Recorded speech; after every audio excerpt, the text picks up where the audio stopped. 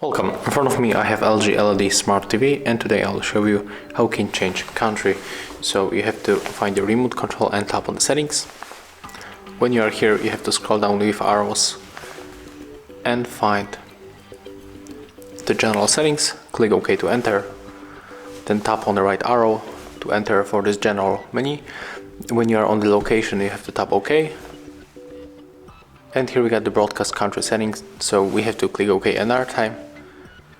And right now we have to input our pin code. So in my case it's very common, 1, 2, 3 and the 4. Next you have to click OK. And as you can see here, we can easily change the country of the broadcast. For example, let's pick Poland, it's right here. And you are still navigating with arrows, and if you want to confirm, you have to click OK on your remote control. And as you can see, we have to confirm by going on the right arrow and clicking OK on the yes. And as you can see, it's changed. So it was very simple. And if you find this video helpful, remember to leave a like, comment and subscribe to our channel.